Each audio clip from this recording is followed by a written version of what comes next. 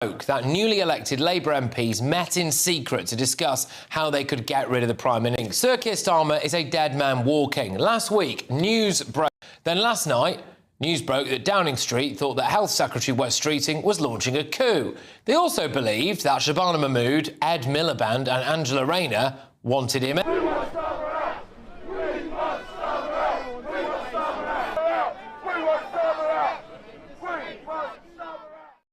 Breaking news.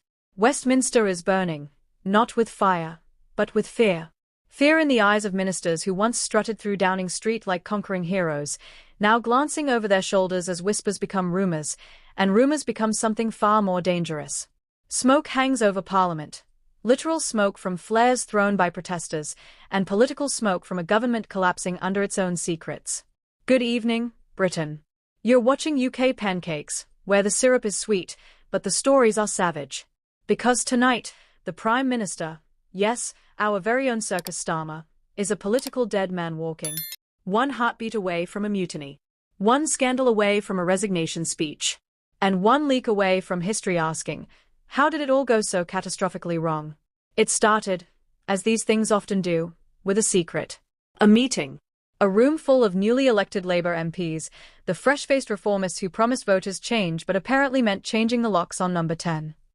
According to insiders, 26 MPs gathered 3 nights ago in a drafty committee room behind Westminster Hall, passing around lukewarm tea, cold pizza, and a 217-page dossier stamped confidential, eyes only.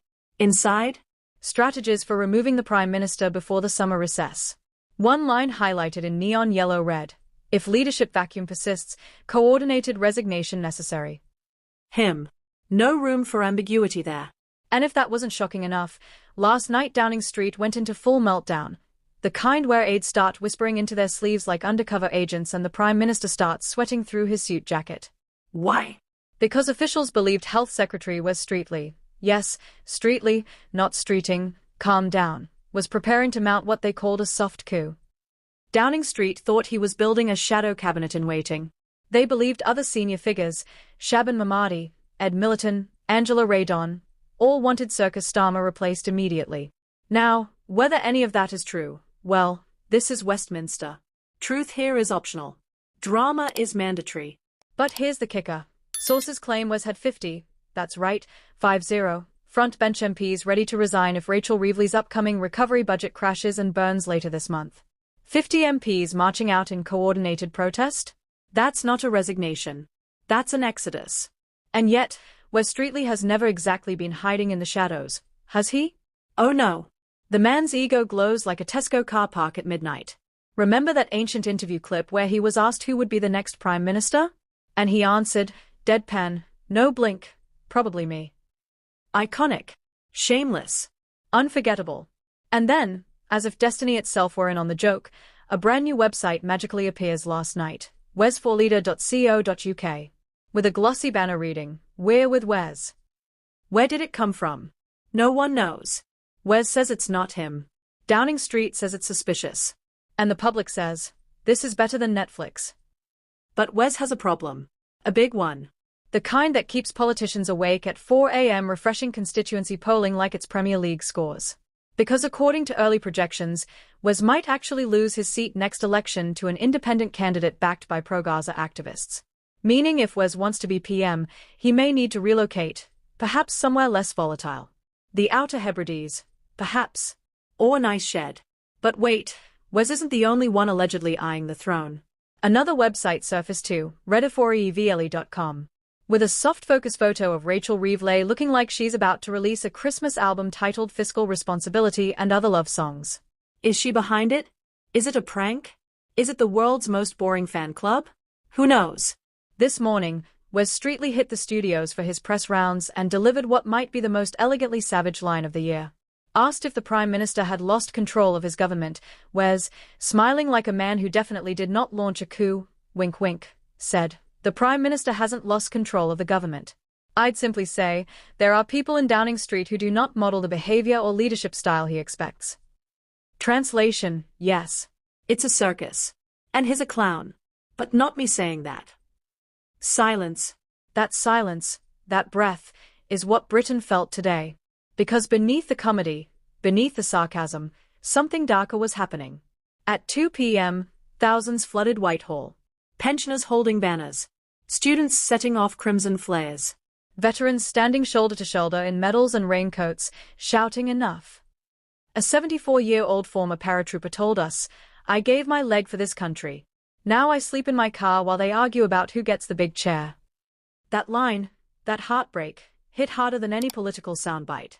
At 3:12 p.m., chants of "resign" rolled through Westminster like thunder. Police formed a barrier. Mounted units were deployed. Smoke drifted across the Thames. Journalists pressed against metal fencing as MPs scrambled into cars like they were fleeing a siege. It felt like history, raw, unfiltered, unedited. Inside Parliament? Chaos. Papers flying. MPs shouting over each other. One backbencher trying to climb over a bench like it was a rugby tackle. Ministers red-faced and trembling. The Speaker banging his gavel like a man possessed. The gallery packed with veterans, parents, nurses, real people watching democracy unravel in real time. Then came the leak. A whistleblower, identity unknown, released a tranche of internal government emails. 4 to 7 pages. Timestamped. Untouched. Terrifying. Emails discussing operational disposal of sensitive material. Another referencing 11,000 archived communications marked for mass deletion. Another warning that the public must not learn about the foreign interference narrative draft, whatever that means. Downing Street immediately blamed hostile cyber activity. Sure. Of course. It's always foreign interference. Never domestic incompetence. But here's what pushed the nation over the edge. One line, buried in the final page, reading, "If budget projections cannot be corrected, recommend coordinated blame displacement onto civil service error." Translation? If the numbers don't add up, just blame someone else. Classic. Outside, crowds erupted. Crowd chanting, "Shame, shame, shame." A tear gas canister popped. Smoke whipped across Bridge Street. A warning siren echoed. The air felt electric, charged with anger, betrayal, and something else, unity. Then, at 5:46 p.m., cabinet resignations began. First one. Then 2 more. Then 3. Like dominoes. Like the end of a regime. Downing Street staff were spotted carrying boxes, literal cardboard boxes, out of the back entrance. Aides crying. Ministers yelling into phones. The illusion of control dissolving. And through it all, the Prime Minister remained silent. A ghost wandering the corridors of power. A man watching his authority trickle away like sand through fingers. But tonight is not about him. It's about something bigger. A reckoning. Because when Britain reaches breaking point, Britain remembers who we are. A stubborn, loud, brilliantly chaotic people who refuse to be ruled by fear or arrogance or secret deals scribbled in windowless rooms. Today, ordinary citizens, veterans, nurses, students, pensioners, reclaimed their voice. Not with violence, not with hatred, but with numbers, with courage, with truth. Tonight, Britain stands at a crossroads. And whichever way this story goes, one thing is certain. Power no longer sits comfortably behind the black door of number 10. It sits outside, in the streets, in the chants, in the people, in you. If you believe truth still matters, subscribe to UK Pancakes and never look away. Thank you for watching.